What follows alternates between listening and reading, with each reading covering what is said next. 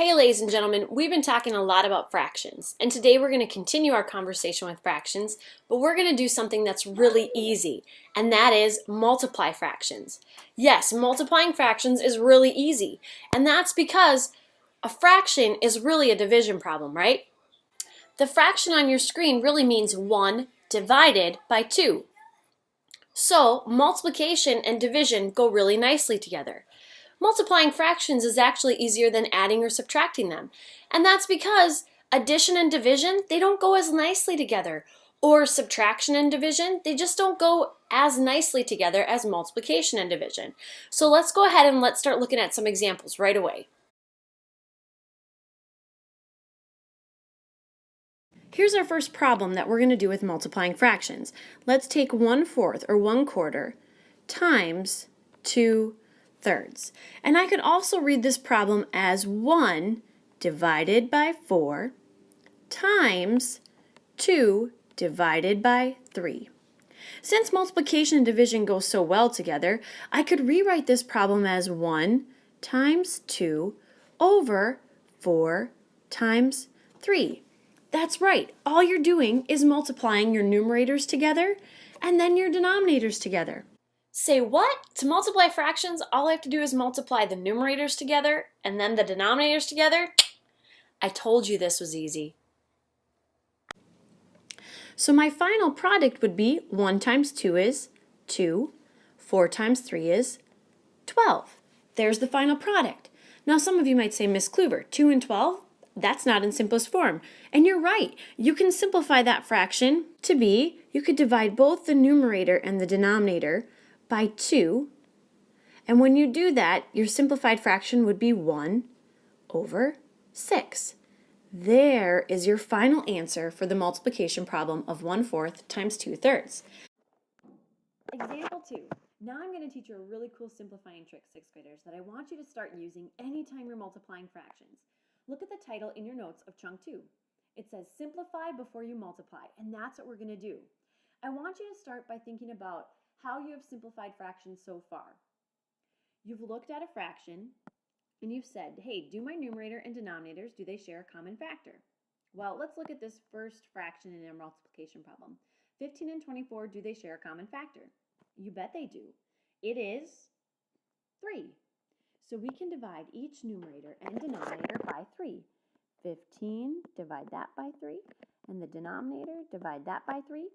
To simplify that fraction, 15 divided by 3 is 5, and 24 divided by 3 is 8. So now I want you to go to the second fraction in our multiplication problem, 2/9, and ask yourself, 2 and 9, do they share a factor outside of 1? No, they do not. 2/9 is in simplest form.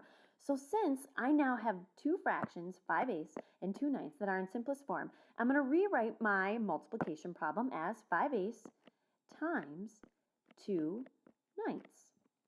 Now, looking back at your notes, my little direction to you right under the title says take each numerator to every denominator to see if you can simplify. We started by taking a numerator to its denominator, right? And we checked to see if we could simplify.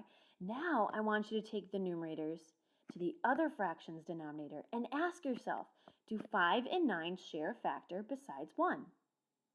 No, they don't. So I can't do anything there. Do 2 and 8 share a factor besides 1? Yes, they do. It is 2. So I can actually simplify again with this numerator to this denominator. Same way I did before. So here's a different color here. 2, I'm going to divide that by 2, and that gives me 1. 8, I'm going to divide that by 2, and that gives me 4. So now I'm going to rewrite the problem one last time here. Put in my equal sign. I have 5/4 times 1/9. I have simplified the most that I possibly can, so now I've made a really nice fraction multiplication problem. I can go numerator times numerator, so 5 times 1 over denominator times denominator, 4 times 9. 5 times 1 is 5, 4 times 9 is 36. And you'll see that 5 and 36 do not share a factor outside of 1, so it is in simplest form. Cool simplifying trick, right? Here's the phrase I want you to remember. Simplify before you multiply.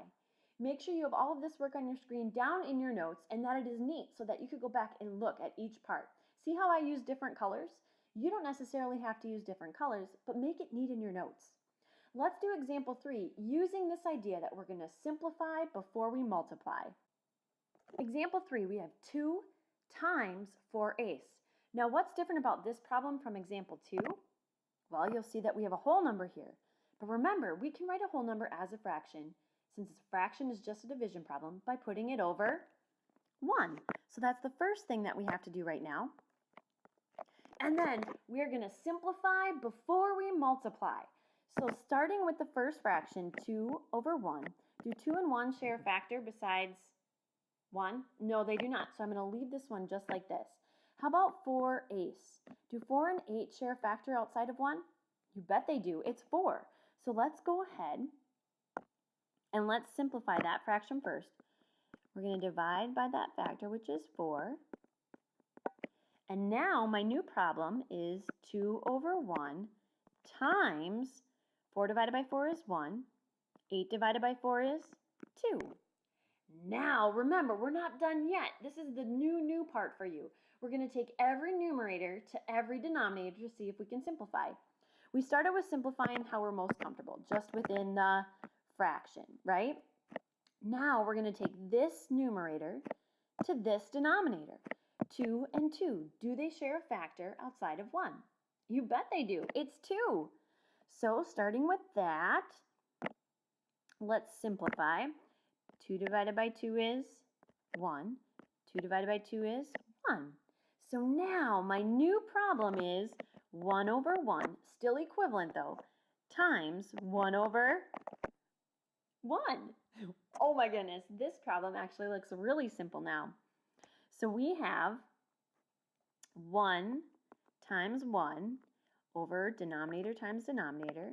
I get 1 over 1, which is the same as 1. Can you believe that?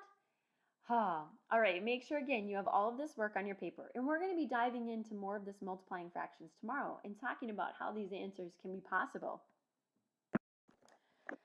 All right, example 4, the final chunk in our notes. We're going to multiply mixed numbers. Read what I put right underneath the title. Change mixed numbers to improper fractions, underline improper fractions, and then simplify before you multiply. So we first need to start by changing these mixed numbers into improper fractions. 3 times 5 is 15, plus 3 is 18. So I have, I'm going to write this over here, 18 fifths times 4 times 4 is 16, plus 1 is 17 fourths. There's my new multiplication problem. Now, if I were to do numerator times numerator, 18 times 17 isn't super easy for me to do very quickly. So we're going to, again, simplify before we multiply. Looking first within just one fraction, we have 18 and 5. Do they share a factor outside of 1? No, they do not. So go to the second one. 17 and 4, do they share a factor outside of 1? No, they do not. So we can't do anything there. But here's the new part. Remember, we can take every numerator to every denominator. So 18 and 4, do they share a factor outside of 1? Yes, they do. It is 2. So I can go 18 divided by 2, which is 9, and 4 divided by 2, which is 2. Now I'm going to rewrite my multiplication problem. I'm going to go right below here. We have 9 fifths times 17 halves.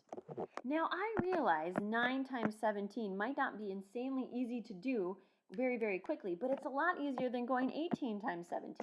So go off to the side and go 9 times 17. So numerator times numerator, hopefully you're doing that for me, over denominator times denominator, 5 times 2, that one's not so bad. We have 9 times 17, I get 153, and 5 times 2 is 10. Now we're not going to leave this as our final answer, are we? because it's an improper fraction. Let's change it back to a mixed number. How many groups of 10 can we pull out if we have 153? We can pull out, I'm going to have to go right down here. We can pull out 15, right? That's 150. How much more to get to 153? 3, and I'm working in tenths. There is my final answer. Now let's stop and let's think about this for a second. Example 4 really wasn't that different than example 3, 2, or 1. Only thing, we had to change those mixed numbers into improper fractions first so that we could get the addition that's in between there out of there and not worry about it. Then we learned that we're going to simplify before we multiply to make the problem just that much more easier for us to work with. Make sure you have all of this work in your notes. Mine is color coordinated. Yours might not be. I'm guessing it probably isn't. So make sure it's neat that you could go back and look to see how 3 3/5 times 4 1/4 gives you 15 3/10.